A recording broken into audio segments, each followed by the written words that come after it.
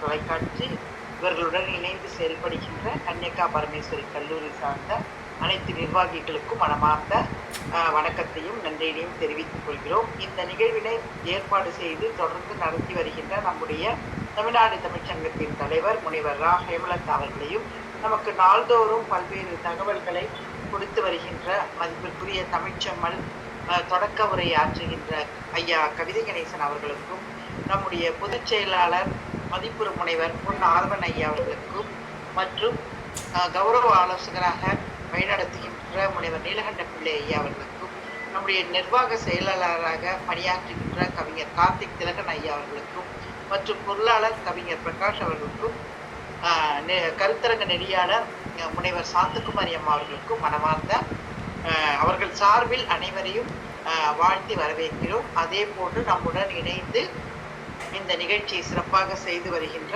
ஸ்ரீ கன்னியக்கா பரமேஸ்வரி கலை மற்றும் அறிவியல் கல்லூரி, குறிப்பாக அகத்தர உறுதி அமைப்பு குழுவின் சார்பாக செயல்படுகின்ற முனைவர் ப பரணிக்குமாரி அம்மா ஒருங்கிணைப்பாளராக சிறப்பாக செய்து வருபவர் அவர்களுக்கும், மற்றும் இந்த கல்லூரியின் முதல்வர் முனைவர் நா வனஜா அம்மா அவர்களுக்கும், மற்றும் தமிழ்துறை தலைவராக செவ்வனே சிறப்பாக பணியாற்றி வருகின்ற முனைவர் கி லக்ஷ்மி அவர்களையும் அன்புடன் வரவேற்று மகிழ்கிறோம். தற்போது இன்றைய உரையாளர் அம்மா செல்லத்தாய் அம்மா அவர்களுடைய உரை நமக்கு காக்கை பாணினியார் பற்றி விளக்கவிருக்கிறது. அதற்கு முன்பாக நாம் தொடக்க உரையை கண்டு கேட்டு வருவோம்.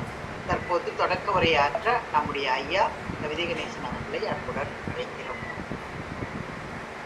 வணக்கம் அம்மா. தமிழ் வாழ்க. இந்த சிறப்புமிகு இணைய வகுப்பில் இணைந்திருக்கின்ற பேராசிரியர் பெருமக்களே, ஆசிரியர் பெருமக்களே, மாணவ மணிகளே, இந்த நிகழ்ச்சி நெதர்லாந்து சூரிய தமிழ் தொலைக்காட்சி வழியாக உலகெங்கும் பார்த்து கொண்டிருக்கின்ற தமிழ் நெஞ்சங்களே, உங்கள் அனைவருக்கும் என்னுடைய பணிவான வணக்கங்களையும் வாழ்த்துதலையும் தெரிவித்துக் கொள்கின்றேன். தமிழ்நாடு தமிழ்ச்சங்கம், சென்னை ஸ்ரீ கன்னிகா பரமேஸ்வரி கலை மற்றும் அறிவியல் மகளிர் கல்லூரி, நெதர்லாந்து சூரிய தமிழ் தொலைக்காட்சி இணைந்து நடத்துகின்ற இலக்கியங்களிலே பெண் ஆளுமைகள் என்ற தலைப்பிலே ஒரு மாத காலமாக நாம் தொடர்ந்து இந்த நிகழ்ச்சியை நடத்தி கொண்டு வருகின்றோம். அதே போல் மிகச்சிறந்த பேராசிரியர் பெருமக்கள் தினமும் உரையாற்றி வருகிறார்கள். அந்த வகையிலே இன்றைய நிகழ்வின் தொடக்க உரையாக வாசவதத்தை உதயகுமார காவியம் ஐஞ்சிறுங்காப்பியங்களில் ஒன்றான அதில் வாசவதத்தை என்ற ஒரு கதாபாத்திரம், அது மிகச்சிறந்தது ஒரு கதாபாத்திரம். அவந்தி நாட்டு மன்னன் பிரச்சோதனனின் மகள் வாசவதத்தை அழகிலும் குணத்திலும் சிறந்தவளாக விளங்கியிருக்கிறாள். மாலை தொடுத்தல், சிற்ப வேலை, யாழ் வாசித்தல், இதெல்லாம் மிகச்சிறந்த ஒரு பயிற்சியோடும் அது நம்முடைய பூமியில் வாழுகின்ற மக்களோடு வானில் வாழுகின்ற தேவர்களெல்லாம் அவருடைய இசைக்கு மயங்கினார்கள் என்று அந்த காவியத்திலே சிறப்பாக அவருடைய யாழ் இசையை பற்றி நமக்கு குறிப்பிடுகின்றார்கள். அந்த வகையிலே உதயகுமாரன் அவருடைய இசையிலே மயங்கி, அவருடைய அழகிலே மயங்கி அவளை திருமணம் செய்து கொள்கின்றான். காதல் மனம் செய்து மிகச் சிறப்பாக ஆட்சி நடத்தி கொண்டு வரும்போது அரண்மனை அந்தப்புறத்திலேயே இருக்கிறார். நாட்டை பற்றிய எந்த எண்ணமும் இல்லாமல் மக்கள் அல்லாடி கொண்டிருக்கின்றார். இதை தோழி மூலம் அறிந்த நம்முடைய வாசவதத்தை இதற்கு வேறு வழியே இல்லை என்கின்ற சூழ்நிலையில் அவனுடைய உதயகுமாரனுடைய நண்பன் யூகியினுடைய ஆலோசனையின்படி அங்கேருந்து ஒரு சுரங்கப்பாதை வழியாக பக்கத்தில் இருக்கிற காட்டுக்கு சென்று விடுகிறார். இது ஒரு தியாக மனப்பான்மை தான். தன்னுடைய நாட்டு மக்கள் நன்றாக இருக்க வேண்டும், குடிமக்கள் நன்றாக இருக்க வேண்டும் என்ற ஒரு பெண் தாயுள்ளம் தான் அங்கே அவளை அந்த மாதிரி செய்ய சொல்கிறது. அந்த வகையில் உதயகுமாரன் தன்னுடைய காதல் மனைவி காணவில்லை என்று வருந்துகிறான். யாருக்கும் எங்கே போனாங்கன்னு தெரியல. அந்த சிந்தை மாறி நாட்டினுடைய நலத்திலே அவன் அக்கறை செலுத்துகிறான். நாட்டு மக்கள் மிகவும் புகழ்கிறார்கள். அந்த அளவுக்கு சிறப்பான ஒரு ஆட்சியை நடத்துகிறான். பிற்பாடு அவளை சந்திக்க வைக்கிறான் யூகி. இப்படி ஒரு பெண் கதாபாத்திரம் தன்னுடைய தியாகத்தன்மையினால் பல்வேறு தியாகங்கள் இருக்கிறது. இருந்த போதிலும் தன்னுடைய நாட்டு மக்கள் குடிமக்கள் நன்றாக இருக்க வேண்டும், மன்னன் சொன்னால் கேட்க மாட்டான் என்ற ஒரு சூழ்நிலையில் தன்னையே தியாகம் செய்கிற மாதிரி தான். கணவனை விட்டு பிரிந்து கண்காணா இடத்தில் யாருக்கும் சொல்லாமல் போவது என்பது எவ்வளோ பெரிய கொடுமை. ஒரு அரண்மனையில் வாழ்ந்த ஒரு ராணி அந்த மாதிரி செய்தால் என்பது தான் முக்கியத்துவம் வாய்ந்த உதயகுமாருக்காக அதில் தெரிவிக்கப்படுகிறது. அப்படி இலக்கியங்களே பெண்கள் மிக சிறந்த ஒரு தியாகத்தை செய்தார்கள் என்பதற்கு உதாரணமாக அவர் திகழ்கிறார் என்று சொல்லி என்னுடைய தொடக்க உரை இறுதி செய்ய நன்றி. வணக்கம். உதயகுமாரன் காவியத்தை பற்றி ஐயா பேசியது மிக்க மகிழ்ச்சி அளிக்கிறது. இது வச்சு பார்த்தேன், மிக்க மகிழ்ச்சிங்க ஐயா, நன்றி. தொடர்ந்து தற்போது முனைவர் செல்லத்தாய் அவர்கள் தென்காசி மாவட்டம் கடையநல்லூரில் உள்ள அரசு கலை மற்றும் அறிவியல் கல்லூரியில் உதவி பேராசிரியராக பணியாற்றி வருபவர் இன்று காக்கை பாடினியார் பற்றி விளக்க வருகிறார். வணக்கம்மா, வாங்க. பாலும் தெளிதேனும் பாகும் பருப்பும் இவை நான்கும் கலந்துனக்கு நான் தருவேன். கோலம் செய்துங்க கரிமுகத்து தூமணியே நீ எனக்கு சங்கத் தமிழ் மூன்றும் தா என்று நமது ஔவையார் கூறியுள்ளார். அவரது கூற்றிற்கு இணங்க நமது தாய் தந்தையை வணங்கி என் தமிழையும் வணங்கி எனது உரையை தொடங்குகிறேன் என்று. இன்று நிகழ்வானது தமிழ் பெண்களில் தமிழ் இலக்கியங்களில் பெண் ஆளுமைகள் என்ற நிகழ்வு. இந்த நிகழ்வுக்கு ஏற்பாடு செய்துள்ள தமிழ்நாடு தமிழ் சங்கம், நெதர்லாந்து சூரிய தமிழ் தொலைக்காட்சி, ஸ்ரீ கன்யகா பரமேஸ்வரி மகளிர் கலை மற்றும் அறிவியல் கல்லூரி, வாசகி தமிழ் இலக்கிய மன்றம் மற்றும் அகங்கரா உறுதி அமைப்பு குழுவும் இணைந்து நடத்துகின்ற இந்த தொடர் இணையவழி கருத்தரங்கம் மிகவும் சீரும் சிறப்புமாக மார்ச் 16 முதலாக நடந்து கொண்டு சிறப்பாக நடந்திருப்பது. இந்த சிறப்பாக இணைய வழியில் நடந்து கொண்டிருக்கின்ற இந்த கருத்தரங்கிற்கு என்னையும் ஒரு பேராசிரியர் நல் மதிப்போடு என்னை அழைத்தமைக்கு மிக்க மனமார்ந்த நன்றியை தெரிவித்து வாழ்த்துகிறேன். இன்று எனக்கு கொடுக்கப்பட்ட தலைப்போ காக்கை பாடினியாரில் நற்செல்லையார் என்ற பெண்பார் புலவர். கடச்செங்க புலவர்கள் 40க்கும் மேற்பட்ட புலவர்கள், பெண்பார் புலவர்கள் இருக்கின்றார்கள். அவர்களில் எனக்கு பிடித்தமான சிறந்த ஒரு பெண் புலவர்களை நான் தேர்ந்தெடுத்துள்ளேன். அவர்தான் காக்கை பாடினி நற்செல்லையார்.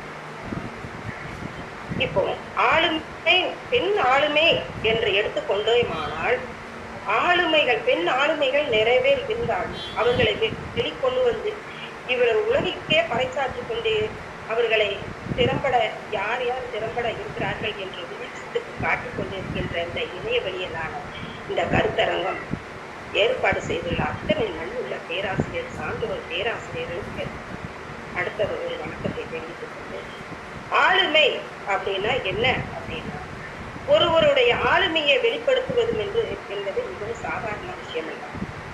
ஒரு ஆண் சாதனையாளரா படைத்துவிடலாம்.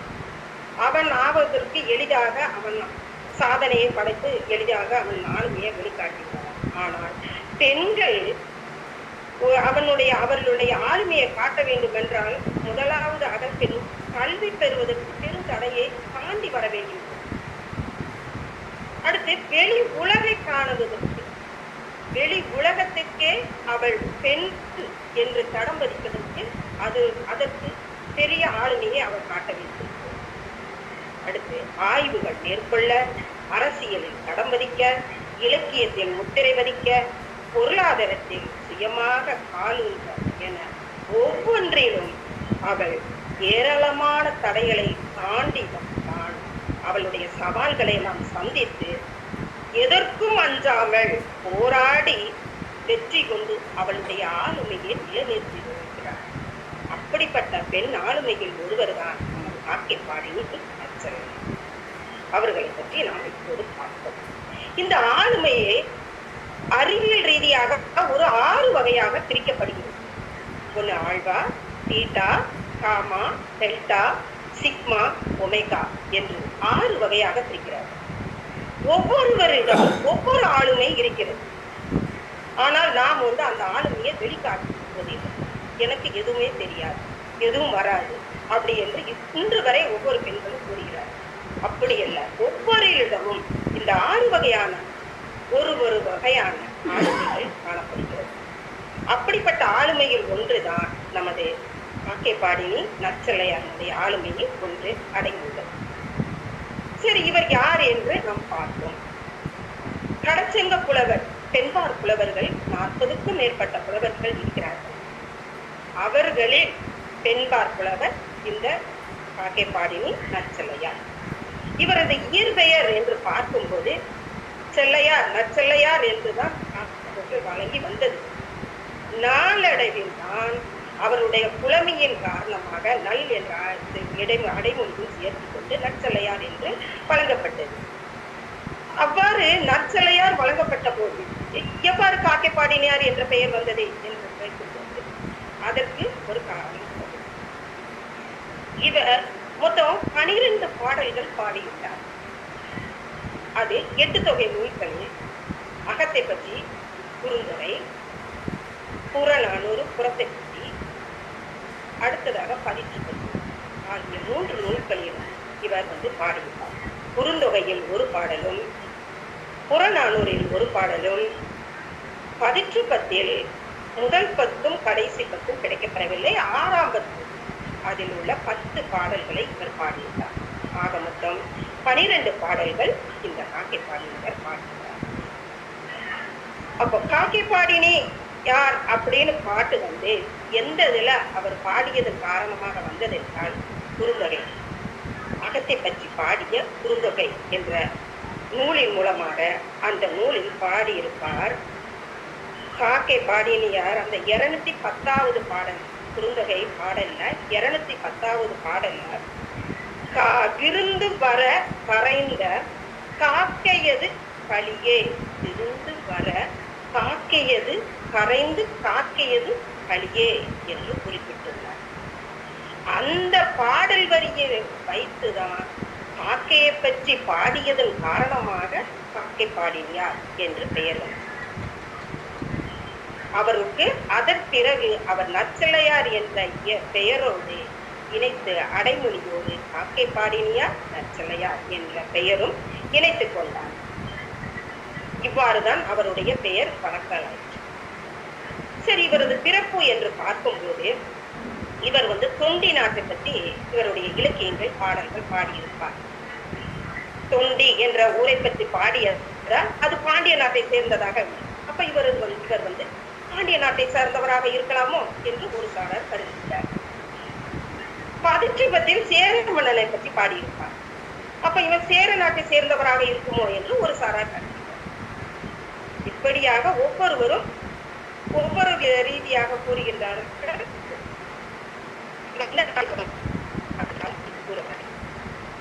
சரி, இவருடைய பிறப்பு பார்த்தாச்சு, இவருடைய இயற்பெயர் பார்த்தாச்சு. அடுத்ததாக இவர் இலக்கியத்தில் எவ்வாறு புலமை வாய்ந்தார் அப்படிங்கிறத பார்க்கலாம். இலக்கியம் அப்படிங்கும் போது அந்த கடைச்சங்க காலத்திலாம் அகப்பாடல் பாடுவதற்கு ஆண்களுக்கு மட்டும்தான் மிக வாய்ப்புகள் கிடைக்கும், பெண்களுக்கு மிக குறைவாக வாய்ப்புகள் கிடைக்கும். அதுவும் தொகுப்பு நூலில் பாடுவதற்கு மிக மிக அரிது. அப்படிப்பட்ட காலகட்டத்தில் தான் இவரது புலமையை கருதியே இலக்கியத்தின் அவர்களுடைய சொல்லாடல் கருதியே இவருக்கு இந்த பதிற்று பத்து புறத்தை பற்றி பாடியுள்ள பதிற்று பத்து நூலில் 6ஆம் பத்து இவருக்கு கிடைக்கப்பெற்றது வாய்ப்பு. அது தொகுப்பு நூலில் 6ஆம் பத்து முதல் 10 கடைசி 10 கிடைக்கவில்லை. அதில் 6ஆம் பத்தில் சேர மன்னரை பற்றி இவர் பாடியிருப்பார். இந்த ஒருவர் பெண் புலவர் ஒருவர் மட்டுமே அந்த பதிற்று பத்தில் அனைத்துமே ஆண்கள் மட்டும்தான் பாடியிருப்பார்கள். இவர் ஒருவர் மட்டும்தான் பெண் புலவர் பாடியிருப்பார். அதற்கு காரணம் இவரது பாடலில் நேர்த்தியான தேர்ந்த சொல்லை பயன்படுத்தியிருப்பார். நேர்த்தியான தேர்ந்த சொல்லை பயன்படுத்தியிருப்பார். அதிலும் புறப்பொருள் பாடுவதில் மிக நேர்த்தியானவர், சிறந்தவர், வல்லவர். அதனால் இவர் இந்த பெண் புலவர் இவர் ஒருவருக்கு மட்டுமே அந்த புலமையை அந்த வாய்ப்பை வந்து அந்த 10 பாடலிலும் 10 பாடலிலும் சேர மன்னனின் சிறப்புகள் ஆட்சியை பற்றி ஆட்சி எவ்வாறெல்லாம் மக்களுக்கு சிறப்பு செய்து உள்ளான், அவனுடைய கொடைத்திறம் என்ன அவற்றை பற்றி கூறியிருப்பார். அவ்வளவு சிறப்பாக சேர மன்னனை பற்றி புகழ்ந்து பாடிய காரணத்தினால் இவருடைய இலக்கிய புலமையை பாராட்டி அந்த சேர மன்னன் இவருக்கு பல பரிசுகள் நிறைய புலவர்கள் வாங்கியிருக்கலாம். ஆனால் இவருக்கு கிடைக்கப்பட்டது எவ்வளவு தெரியுமா? 900 பொன்னும் 100,000 பொற்காசுகளும் சேர மன்னன் கொடுத்திருப்பார். அவ்வளவு சிறப்பு வாய்ந்தவர். மேலும் பல அணிகலன்கள் நீ செய்து கொள்க என்று அதற்கு மேலும் அணிகலன்கள் செய்து கொள்வதற்காக பொன்னும் பொருளும் கொடுத்து அவரை பரிசாக கௌரவித்திருப்பார். இவ்வாறு ஆண்கள் பாடும் தொகுப்பு நூலில் பெண்களுக்கு ஒரு வாய்ப்பு கிடைத்துள்ளது என்றால் மிகவும் கடினம். அப்படி கடினமான இடத்தில் ஒரு பெண் புலவர்களுக்கு கிடைத்துள்ளது என்றால் அதற்கு காரணம் என்னவென்றால் இவருடைய ஆளுமை அங்குதான் காட்டுகிறது. இவருடைய ஆளுமையை காட்டுகிறது. இவருடைய ஆளுமை இல்லை என்றால் இவருக்கு அந்த இடத்தில் கிடைத்திருக்கிறார். பல சாதனைகள் புரிய வேண்டுமானால் பல படிக்கட்டுகளை எல்லாம் தோல்விகள் எல்லாம் தொடர்ந்து அதிலிருந்து மீண்டு வந்தால்தான் அந்த சாதனையை முறியடித்து தன்னுடைய ஆளுமையை நிலைநாட்டி காட்டினால்தான் தன்னுடைய திறமையை வெளிக்கொண்டு வந்து காட்ட முடியும். அப்படி கொண்டு வந்து காட்டியவர் தான் நமது காக்கைப்பாடியின் நற்செல்வர். சரி, இனிமேல் நமது அகநூல் நமது குறுந்தொகை நூலுக்கு போகும். குறுந்தொகை நூல் 8 தொகை நூல்களில் ஒன்று குறுந்தொகை. இந்த நூல் அகத்தை பற்றி பாடப்பட்ட நூல். இதுல இவர் ஒரு தோழி கூற்றாக இவர் பாடப்பட்ட 210வது பாடல் தோழி கூற்றாக அமையப்பட்டது முல்லைத்திணை. இதில் என்ன சொல்லப்படுகிறது என்றால், தலைவன் பொருள் தேடுவதற்காக வெளியூர் சென்று விடுகிறான். அவ்வாறு செல்லும் போது தன் தலைவியை மிகவும் பத்திரமாக கவனமாக ஆறுதல் கூறி பார்த்து கொள்ளுங்கள் தலைவியினுடைய தோழியிடம் கூறி கொடுத்திருக்கிறான். அவ்வாறு செல்லும் போது மிகவும் கவனத்துடன் உடல் மெலிவில்லாமல் பார்த்து கொள்ளுமாறு ரொம்ப கவனமாக கூறிவிட்டு செல்கிறான்.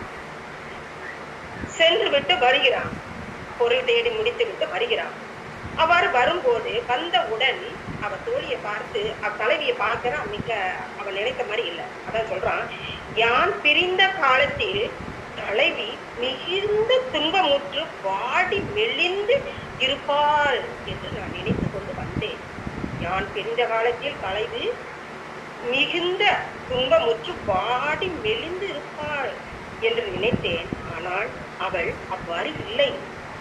நீ நன்று ஆச்சரித்திருக்கிறாய் என்று தோழியை பார்த்து கூறுகிறான்.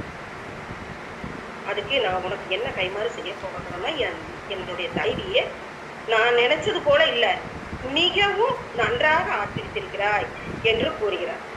அதுக்கு தோழி சொல்கிறார், என் செயல் ஒன்றுமில்லை, காக்கை கரைந்த நன்னிமித்தத்தால் அவளை ஆற்றுவித்தேன் என்று தோழி கூறுகிறார். எப்படி? காக்கை கரைந்த நன்னிமித்தத்தால் அவளை ஆற்றுவித்தேன் என்று கூறுகிறார் தோழி. அதாவது இப்போதும் அந்த பழக்கம் இருக்கிறது. காக்கை கரைந்தால் விருந்தினர் வருவாங்க அப்படிங்கிற பழக்கம் இருக்கிறது. அப்போ அந்த காக்கை கரைவதை பற்றி யாரு இவர் நமது பெண்பார் புலவர் ஒருவரான காக்கைப்பாடி நற்செல்வர் அப்போதே காக்கையை பற்றி புகழ்ந்து பாடியுள்ளார். காக்கை கரைந்தாலே விருந்தினர் வருவார்கள். அது உண்மையாக இன்று வரை பழக்க வழக்கமாக மாறிக்கொண்டு இன்று வரை நடைமுறைகள் செயல்பட்டு கொண்டுதான் இருக்கிறது. அன்று கூறியது அவ்வாறு இல்லாமல் இன்று வரைக்கும் அப்படியே நடைமுறைக்கு வந்து கொண்டுதான் இருக்கு. அவ்வாறு இல்லை, அது சும்மா இலக்கியத்தில் சொல்லப்பட்டது என்று கூறுவதெல்லாம் உண்மையாகவே இன்று வரை காக்கை கரைந்தால் கண்டிப்பாக விருந்தினர் வருவார் என்று எல்லோரும் அதை நம்பிக்கையாக கருதி இன்று பழக்கத்திற்கு வந்து கொண்டே இருக்கிறது. அவற்றை தான் கூறுகிறார். அந்த பாடல் வரி கூறுகிறேன். இந்தே நல்லி காணத்து அண்டர் பல் ஆ பயந்த நெய்யின் தொண்டி முழுதுடன் விளைந்த வெண்ணெல் வெஞ்சோறு 7 களத்து ஏற்றினும் சிறிது என் தோழி பெருந்தோள் நெகிழ்ந்த செல்லிற்கு விருந்து வர கரைந்து காக்கையது பழியே என்ற பாடல் காக்கையை பாராட்டி முத்தலையார் பாடியிருப்பார். திணை முல்லை திணை, துறை தோழி கூற்றாக அமைந்துள்ளது. முல்லை நிலத்துல பசுக்கள் நிறைந்து காணப்படுகிறது. அந்த ஊர்ல இருக்கின்றால் அவங்கதான் இருக்கிற நமது தலைவி. முல்லை நிலம் பசுக்கள் நிறைந்து காணப்படுகிறது, அங்கு இருக்கிறாள் நமது தலைவி. அந்த தலைவியினுடைய தோழிதான் அவளை ஆற்றுவித்து அவளுக்கு தோழியா இருக்கிறாள்.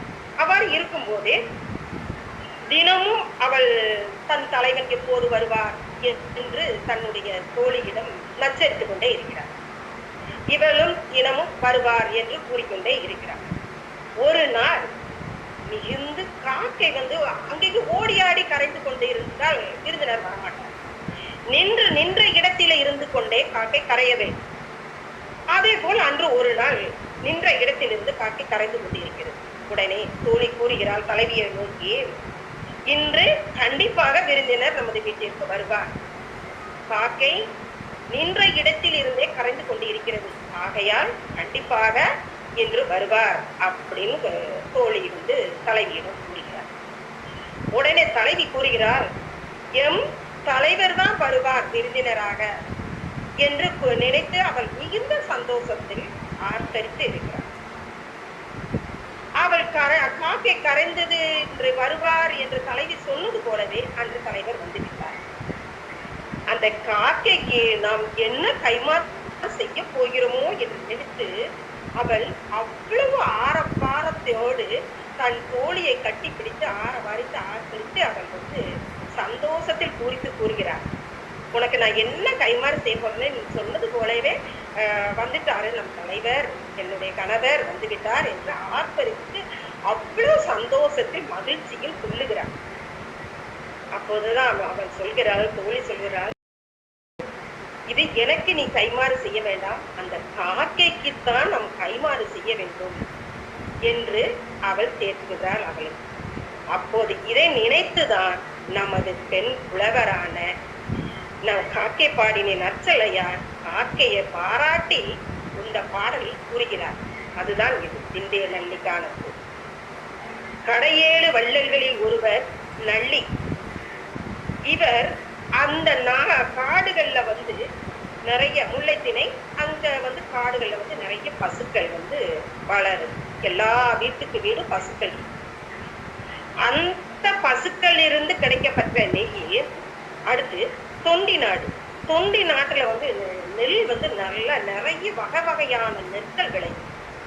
அந்த தொண்டி நாட்டில் உள்ள ஒவ்வொரு வகையான நெல்களையும் எடுத்து சேகரித்து நெல் வயல்களில் விளைந்த நெல் அரிசியை குத்தி எடுத்து அவற்றை சோறாக்கி அந்த சோற்றில் இந்த நல்லி வளமான நல்லி வள்ளல்களில் ஒருவரான நல்லி மன்னன் நாட்டில் உள்ள பசுக்களில் உள்ள தூய்மையான நெய்யையும் எடுத்து இந்த சோற்றில் அந்த நெய்யை ஊற்றி பிசைந்து அந்த சோற்றை 7 மண் பாண்டங்களில் வைத்து நம் காக்கைக்கு உணவாக அளிக்க வேண்டும். அவ்வாறு அளிக்கும் போது அந்த உணவை மிக சந்தோஷத்துடன் அந்த காக்கைகள் உணவை உட்கொள்ளும்.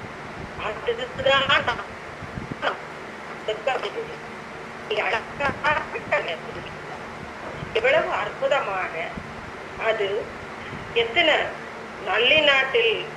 நல்லி மன்னன் நாட்டில் உள்ள பசுக்களுடைய நெய்யை தொண்டி நாட்டில் உள்ள அங்கு விளைந்த நெல்லரிசியை எடுத்து அந்த காக்கைக்கு மண்பாண்டங்களில் 7 மண்பாண்டங்களில் கலந்து வைக்க வேண்டும் என்று மிக அழகாக தெளிவாக அற்புதமாக சொற்நயத்துடன் மிக அழகாக விவரித்துள்ளார் நமது நற்சலையார். இதுதான் நமது குறுந்தொகை 210வது பாடலில் அவர் பாடியுள்ள பாடல் கருத்துக்கள். அடுத்ததாக புறநானூறு இது அகத்தை பற்றி கூறுகிறது. தலைவன் தலைவியினுடைய இங்க புறநானூறுனாலே போர்க்கள காட்சி, கொடை, தீரம் அவற்றை பற்றி சொல்லப்படுவதுதான் புறநானூறு. இங்க புறநானூறு இதுவும் 8 தொகை நூல்களில் ஒன்று. இந்த நூலில் 278வது பாடலில் நமது நற்சலையார் பாடியுள்ளார். இதில் என்ன சொல்லி இருக்கிறார் என்றால், ஒரு தாய் தன் மகனை போருக்கு அனுப்புகிறார். எப்படி? ஒரே ஒரு மகன் தான் வைத்திருக்கிறார். இவளோ உடல் மெலிந்து மிகவும் வயதானவள், எலும்புகள்லாம் வெளியில தெரிகிறது. தள்ளாடி தளர் நடை, தள்ளாடி தளர் நடையில இருக்கிறார். அப்படி இருக்கும்போது தன்னுடைய மகனை போருக்கு அனுப்புகிறார். பண்டைய காலத்திலாம் பெண்கள் வீரத்துடன் மிகவும் வீர செழிப்புடன் இருப்பாங்க. அவர்கள் வீரத்துக்கு அஞ்ச மாட்டாங்க. ஜான்சி ராணி எடுத்துக்கோங்க, தன் மகனையே பின்னாடி தொட்டில போட்டு நோக்கி சென்றார். வேலு நாச்சியார், குயிலி, இவங்கெல்லாம் போருக்கு அஞ்சவே இல்லை. ஏன்னா அவ்வளவு அஞ்சால் நெஞ்சம் படைச்சவர்கள். பெண்கள், நாம தான் பெண்கள் என்று அஞ்சுகின்றோம். ஆனால் அப்போது கடைச்சங்க காலத்திலாம் எவரும் வீரத்துக்கு அஞ்ச மாட்டார்கள், எதற்கும் துணிந்தவர்கள். அப்படி துணிச்சலுடன் காணப்பட்டவர்கள். ஒரு குடும்பத்தில் உள்ள பெண்ணாக இருந்தாலும் அவளும் துணிச்சலாக இருப்பாள். தன் மகன் வெற்றியோடு இருக்க வேண்டும், வீரனோடு இருக்க வேண்டும். வீர மகனைத்தான் நாம் பெற்றெடுக்க வேண்டும். கோழை மகன் நமக்கு தேவையில்லை அப்படி நினைக்கக்கூடியவள் தான் தாய். இன்றோ நாம் மகனை வெளியில் அனுப்பினால், ஒரு நண்பர்களுடன் கூடினாலும் நீ அவனுடன் சேராதே, அவன் நல்லவன் இல்லை அப்படின்னு என்று நாம் கூறுவோம். ஆனால் அக்காலத்தில் அப்படி இல்லை. வீரத்தோடு வளர்க்க வேண்டும் என்று வீரத்தாய் வளர்த்தாள், பாலூட்டி வளர்த்தாள். அப்படிப்பட்ட தாய் தான் இந்த புறநானூற்றில் அந்த வீரத்தாயினுடைய சிறப்பை பற்றி, மன உறுதியை பற்றி இந்த காக்கைப்பாடினியார் நற்சலையார் குறிப்பிட்டுள்ளார். ஒரு வீரத்தாய் தன் மகனை எவ்வாறு போருக்கு அனுப்பினாள், என்ன சொல்லி அனுப்பினாள் அப்படி என்பதை பற்றி மிக அழகாக நேர்த்தியான சொல்லை கையாண்டு பாருங்கள். அதில் உள்ள பாடல் வரிகளை கூறுகின்றேன்.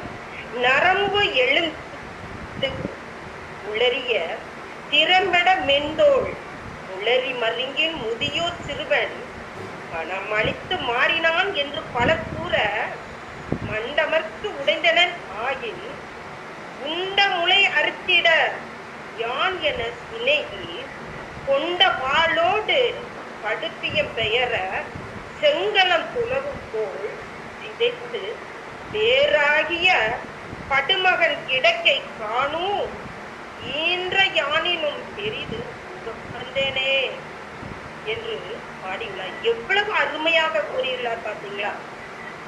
இவ்வளவு அருமையா தெளிவா யாராலையும் கூற முடியாது, அவ்வளவு தெளிவாக கூறியுள்ளார்.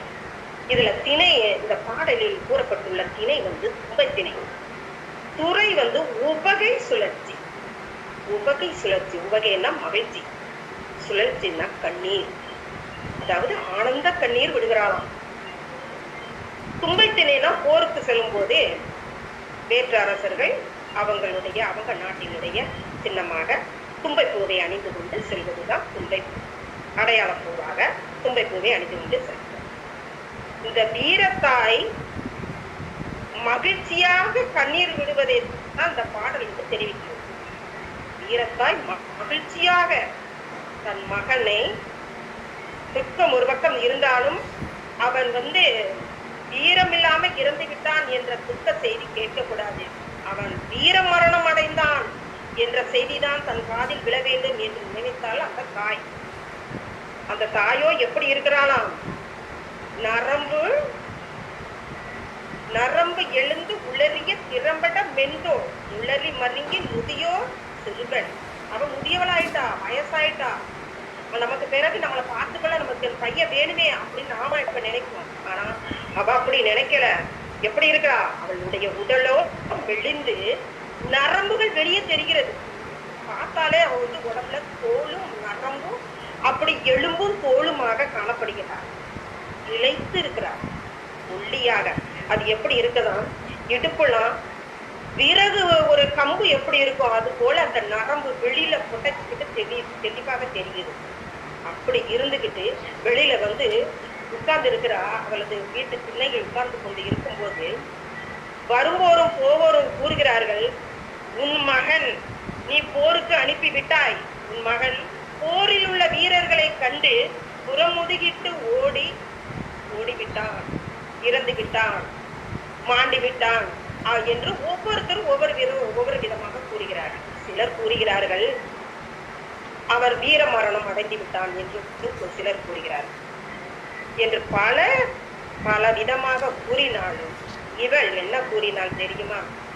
என் மகன் அவ்வாறு செய்திருக்க மாட்டான், நான் அவ்வாறு வளர்க்கவில்லை என்று சினம் கொண்டு என் மகன் போரை கண்டு மனம் உடைந்திருந்தால் அங்குள்ள வீரர்களை கண்டு, அதான் வீரர்கள் அதான் போரை கண்டு மனம் உடைந்திருந்தால் அவனுக்கு நான் ஊட்டினேனே பாலு, அந்த பாலுண்ட என் முளையை அறுத்தெறிவேன். பாலுண்ட முளையை அறுத்தெறிவேன் என்று சொல்லி கொண்டு அந்த சொல்லில் மட்டும் இல்லாமல் என்ன செய்றா, கையில் வாளுடன் போர்க்களத்திற்கு செல்கிறாள். சொல்லில் மட்டும் இல்ல, அவள் சொல்லை செயலாக்க காட்ட வேண்டும் என்பதற்காக சொல்வதோடு இல்லாமல் கையில் வாளோடு செங்கலம் சென்றாள். செங்கலனா போர்க்களத்திற்கு செல்கின்றாள். அங்கு நாமளா இருந்தால் தன் மகனை இறந்து விட்டானேன்னு அழுது அப்படி ஆர்ப்பரிப்போம். ஆனால் அவளோ ஒவ்வொரு பிணத்தையும் தன் கையில் வைத்துள்ள வாளை வைத்து இந்த பிணங்களை புரட்டி பார்க்கிறாள். தன் மகன் புனன் எங்கே கிடைக்கிறது என்று புரட்டி பார்க்கும் போது கடைசியாக பிணத்துக்கு அடியில் தன்னுடைய மகன் இறந்து கிடப்பதை பார்க்கிறார். இறந்து கிடப்பதை பார்த்தவுடன் அவள் அழவில்லை, அஞ்சவில்லை, துயரவில்லை, துக்கமடையவில்லை. அவனுடைய முதுகை விரட்டி பார்க்கிறார். தோளில் வெட்டுண்டு கிடைக்கிறானா, மார்பில் வெட்டுப்பட்டு கிடைக்கிறானா என்று பார்க்கிறான். அதை கண்டதும் அவனுடைய மார்பிலே வெட்டப்பட்டு வீர மரணம் அடைந்ததை கண்டவுடன் அவள் மகிழ்ச்சி பொங்கியது. நாம் மகிழ்ச்சி பொங்கியிருப்போமா? அவள் மகிழ்ச்சியில் பொங்கினாள். அது எவ்வாறு என்றால், அவள் பெற்றெடுத்திருப்பாள் அல்லவா, அன்று அடைந்த மகிழ்ச்சியை விட அளவே இல்லை, அதற்கும் மேலாக அதிக மகிழ்ச்சியில் திளைத்து போனாள். என் மகன் வீர மரணம் அடைந்தான் என்று திளைத்து போனாள். இதுதான் தமிழ் பெண்களுடைய வீரத்தை எவ்வளவு அழகாக எளிமையாக அதை சுட்டிக்காட்டியுள்ளார் நமது பெண் புலவர் ஆன காக்கைப்பாடினி வச்சலையார். ஒரு தாயின் வீரத்தை எவ்வளவு அழகாக நேர்த்தியாக கொண்டு சென்று உள்ளார் பார்த்தீங்களா? அதுதான் அவரது புலமை. இவ்வாறாக புறநானூற்று பாடலில் அவர் கூறியுள்ளார். அடுத்ததாக 10 நூலுக்கு வருவோம். 10 நூலில் 6ஆம் பத்து நமக்கு காக்கைப்பாடினியார் பாடியுள்ளார். முதல் 10 கிடைக்கப்பெறவில்லை, கடைசி 10 கிடைக்கப்பெறவில்லை. அதில் 6ஆம் பத்து இவர் பாடியுள்ளார். தொகுப்பு நூலில் இவருக்கு ஒருவருக்கு மட்டுமே கிடைக்கப்பெற்ற வாய்ப்பு. 51வது பாடல் முதல் 60 பாடல் வரை உள்ள பாடல்களை பாடியுள்ளார். அதில் உள்ள அரசன் யாரு என்றால் ஆடுகோட்பாட்டு சேரலாதன் என்ற ஒரு சேர மன்னன். அவனுடைய இயற்பேர் என்ன? வானவரம்பன். வானவரம்பன் அப்படிங்கிற பேரு. அந்த மன்னனுடைய வீரம், கொடை மற்றும் அவனுடைய ஆட்சி சிறப்புகளை எல்லாம் பற்றிதான் இவர் கூறியிருப்பார் இந்த 10 நூல்களில், 10 பாடல்களில். இவர் இந்த மன்னனுக்கு ஆடுகோட்பாட்டு சேரலாதன் அப்படின்னு ஒரு பேர் வரும். அது ஏன் அப்படின்னா, அந்த நாட்டுல ஆடுகள் எல்லாம் ஆரியர்கள் என்ன செஞ்சிருப்பாங்க, சூறையாடி களவாண்டு இருப்பாங்க, திருடி சென்று விட்டு போயிருப்பாங்க. அப்போது இந்த சேர மன்னன், வானவரம்பன் என்ற சேர மன்னன் அந்த ஆடுகளை மீட்டு தொண்டி நாட்டுக்கு கொண்டு வந்திருப்பான். அதனால் அந்த மன்னனுக்கு ஆடுகோட்பாட்டு சேரலாதன் என்ற பெயர் அவருக்கு சூட்டப்பட்டிருக்கும். அவனுடைய சிறப்புகளை எல்லாம் தான் இந்த பெண் புலவர் காக்கைப்பாடினியார் சிறப்பாக கூறியிருப்பார். இதுல மைய பொருள் அப்படின்னு பார்த்தா, அந்த சேர மண்ணினுடைய சிறப்புகளை கூறியிருப்பார் ஒண்ணு. இரண்டாவதாக அங்குள்ள மலை வளம், செல்வ வளம், நாட்டின் வளங்கள் பற்றி மிகுந்து சிறப்பாக கூறியிருப்பார், நாட்டினுடைய வளங்கள். அடுத்து அங்க கொடைகள்னு பார்த்தா புலவர்களுக்கும் கலைஞர்களுக்கும் நிறைய கொடுத்திருப்பார். பொண்ணும் பரிசும் நிறைய மக்களுக்கு பொண்ணு பொருள் எல்லாம் நிறைய கொடுத்திருப்பார். அந்த இதுதான் அந்த சிறப்பை பற்றி தான் என்ன செஞ்சிருப்பாரு, நிறைய பாடியிருப்பார். போர் வீரத்தை பற்றி இவர் பாடியுள்ள பாடலுடைய சொற்றொடர்களை சொல்கிறேன். வேந்து மெய்மறந்து வாழ்த்தி நில்லாத்தானே குண்டு கான் அகலி போன்ற சொற்றொடர்களை இவரது போர்த்திறனுக்காக பயன்படுத்தி இந்த சொற்றொடர். அடுத்து மன்னனுடைய சிறப்புகளுக்காக பயன்படுத்திய சொற்கள் வடு அடு நுண்ணையில், சில்வனை, விரலி, மாவு, திங்கள் போன்றவை. இந்த சொற்றொடர்கள்லாம் மன்னனுடைய சிறப்புகளுக்காக பயன்படுத்திய இந்த சொற்றொடர்களை வச்சு மையமா வச்சுதான் பாடல்கள் பாடியிருப்பாரு. ஆனாலும் மொத்த 10 பாடல்கள் இதுல பாடியிருப்பாரு இல்லையா, அது என்னென்ன தலைப்புகள்லாம் பாடியிருப்பார் அப்படிங்கிறத பார்க்கணும். அது என்னென்ன தலைப்புன்னா வடு அடு நுண்ணையில், சிறு செங்கூளை, குண்டுக்கண் அகலி, நில்லா தானை, துஞ்சும் பந்தர், வேந்து மெய் மறந்து வாழ்ச்சி, சில்வளை விரலி, ஏ விலங்கு, தடக்கை, மாகூர் திங்கள், மரம்படு தீங்கனி ஆகிய 10 தலைப்புகளில் இந்த ஆரம்பத்தில் இந்த 10 தலைப்புகள் மையமா வைத்து ஆரம்பத்தில் பாடல்கள் 10 பாடல்கள் பாடியிருப்பார். இந்த பாடல்கள் எல்லாமே அந்த பாடலில் வருகின்ற முக்கியமான ஒரு வரியை தான் மையமா தலைப்பாக வைத்து பாடியிருப்பார். இத்தனை வடு அடு நுண்ணுயிர் இதெல்லாம் அந்த பாடல்கள்ல வரும். அதில் உள்ள முக்கியமான வரியை தான் தலைப்பாக விட்டிருப்பார். இவர் ஒருவர் மட்டுமே அந்த தலைப்பாக மையப்படுத்தி இருப்பார். அவ்வளவு சிறப்பு வாய்ந்தவர் நமது காக்கைப்பாடியில் நச்சிலையார்.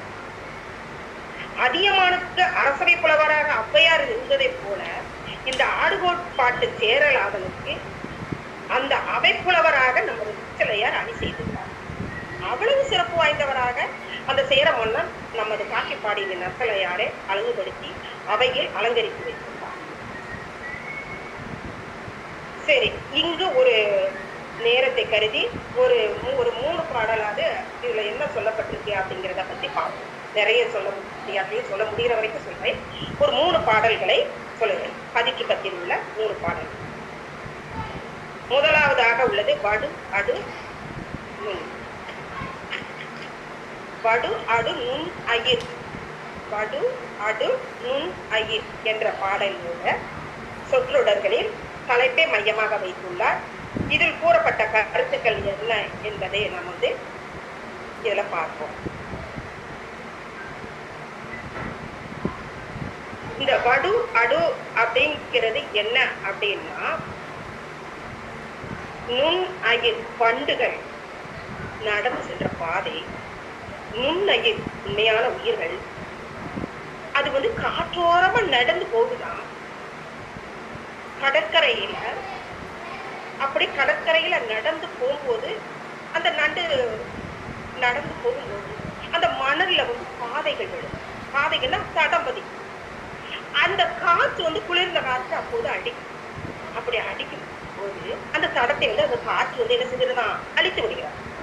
அதுக்குதான் வடு அடு நுண்ணையே என்று அதுக்கு பேர் வைத்துள்ளார். சரி, இந்த முதல் பாட்டில் உள்ள பொருள் என்ன அப்படிங்கிறத பார்ப்போம். இதுல துளங்கி நீர் வியலகம் கலங்க கால் பொற விலங்கு இரு புணரி உரும் என்ன முழங்கும் இப்படின்னு தொடங்கி நிறைய இருக்கு வரிகள். 37-38 வரிகள் இருக்கு. இப்படி தொடங்கி 38 வரிகளை கொண்டு இவருக்கு பாடல் எழுதி வச்சிருக்கார். இது முதலாவது பாடல்.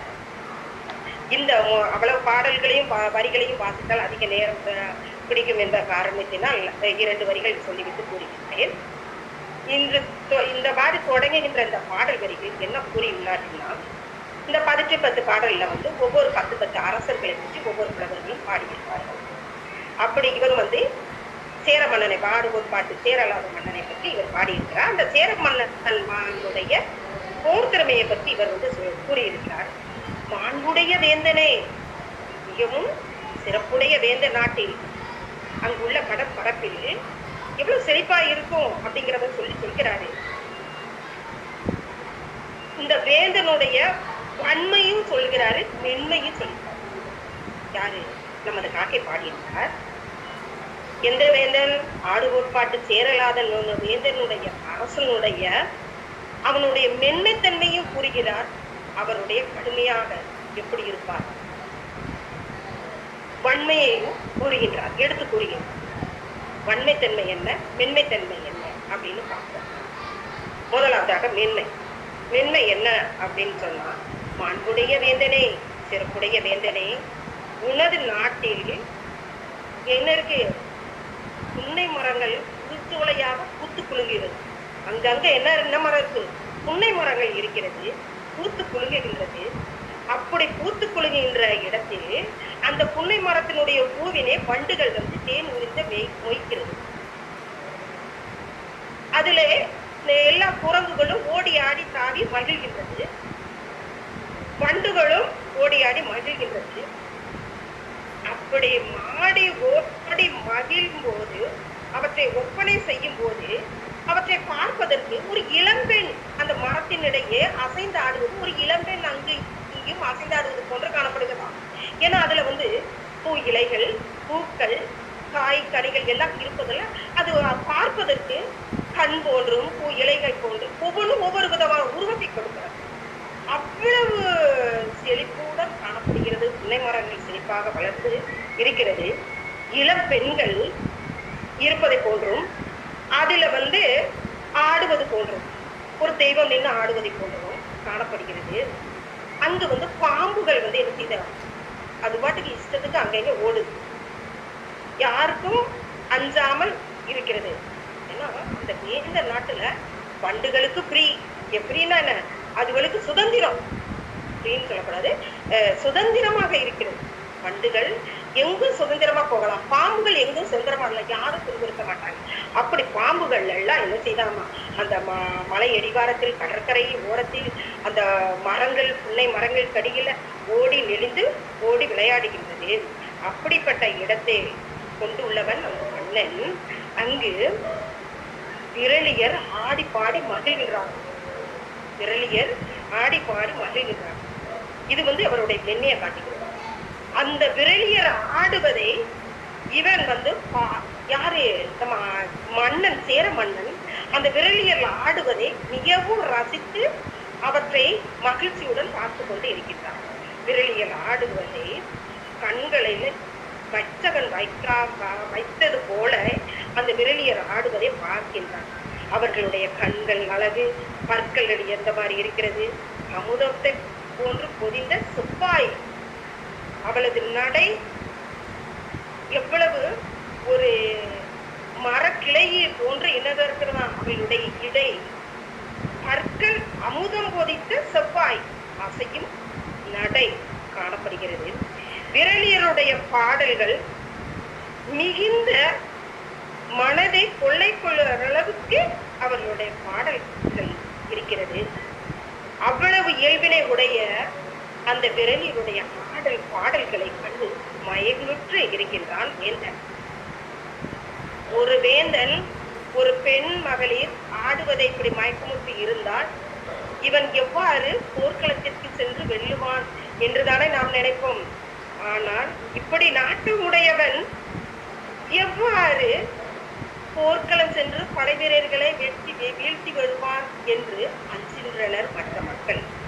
ஆனால் இது அவனுடைய மென்மைத்தன்மை.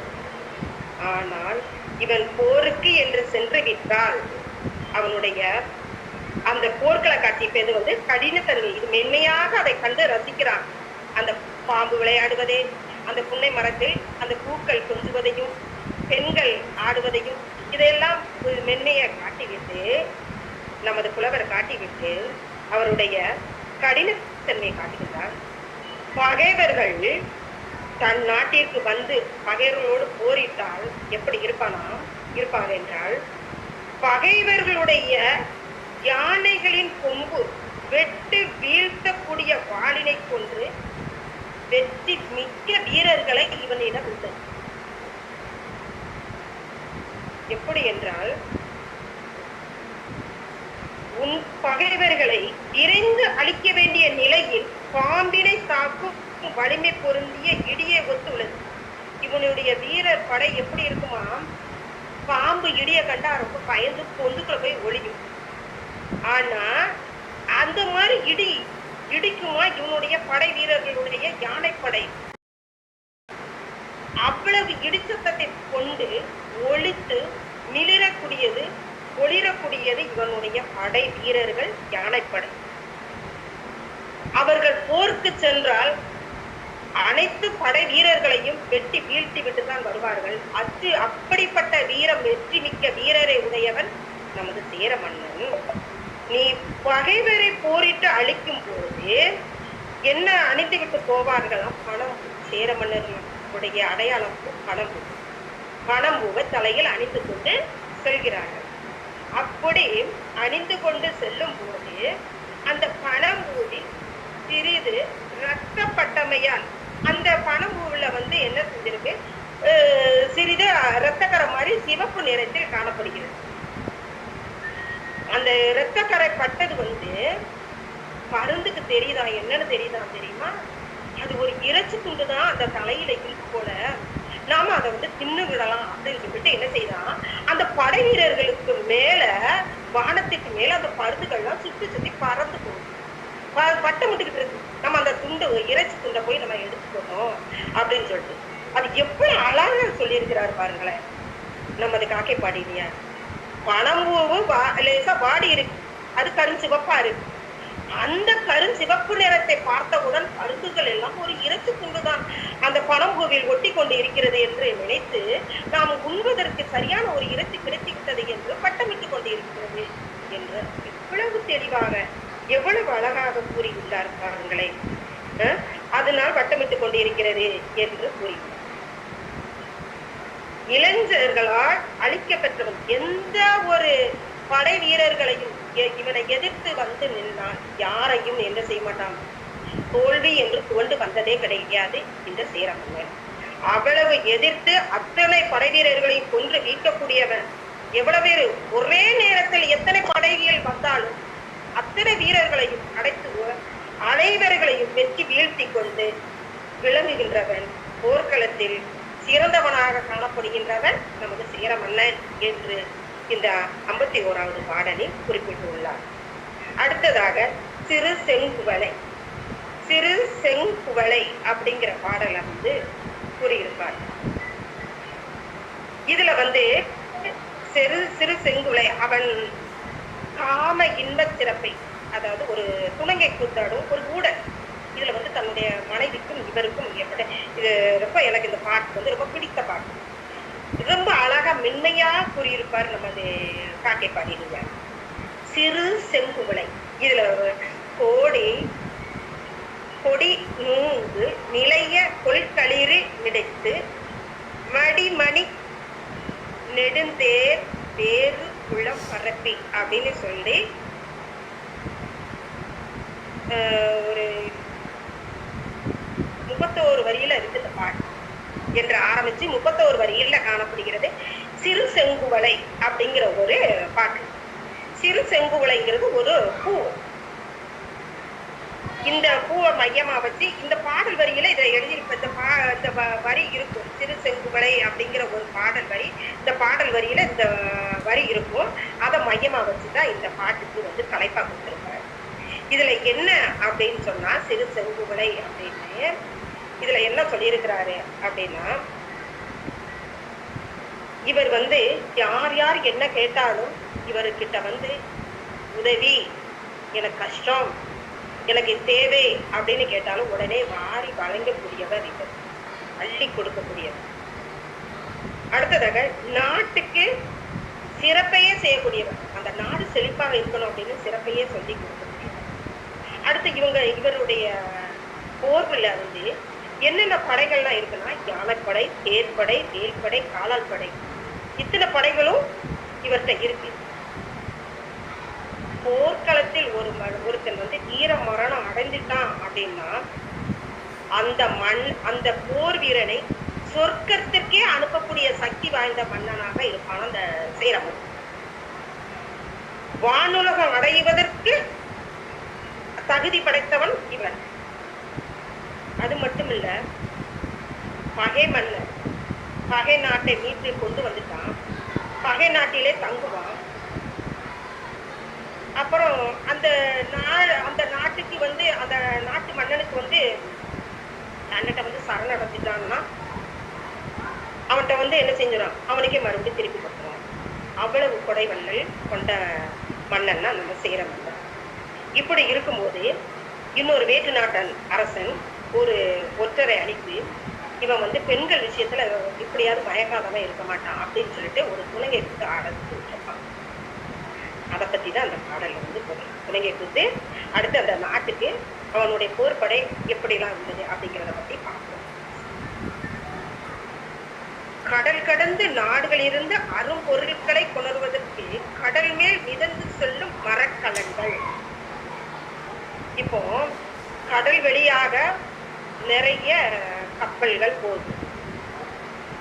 ஒரு நாட்டிலிருந்து இன்னொரு நாட்டுக்கு என்ன செய்யுது, நிறைய பொருட்கள் ஏற்றுமதி இறக்குமதி செய்கிறாங்க. அப்போ கடல் மேல வந்து நிறைய மரக்கலங்கள் சென்று கொண்டிருக்கு. அது மாதிரி அதுபோல இவனுடைய நாட்டில் எப்படி இருக்குதா, யானைப்படை, போர்ப்படை, காலாட்படை, தேர்ப்படை அப்படின்னு சொல்லி குதிரைப்படைன்னு நிறைய படை வீரர்கள் படைகளை வைத்திருக்கிறான். அப்படி எவ்வளவு வரிசையாக போகுதோ இவன் படை அடுத்த நாட்டுக்கு பகைக்கு படை வீரர்களை திரட்டி கொண்டு போது இத்தனை படைகளையும் வைத்துக் கொண்டு செல்லுவான். அப்படி செல்லும் போது அவன் கொடிகளை நட்டிக்கொண்டு அந்த கொடிகளை கண்டாலே பகை நாட்டுக்காரருக்கு அஞ்சு ஓடி ஒதுங்குமாறு இருக்குமா, அவ்வளவு கொடிகள் அசைந்து ஆர்ப்பரிக்குமா.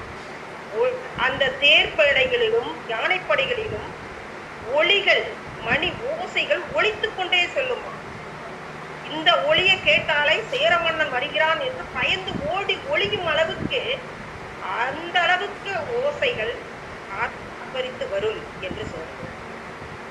மேலும் இவன் கவசம் வேண்டும் என்று, இவன் வந்து இப்போ குண்டுபட்ட நம்மளை குலைத்து விடுவதற்காக பாதுகாப்பதற்காக குண்டு துளைக்காத ஆடைகள்லாம் இருக்கு.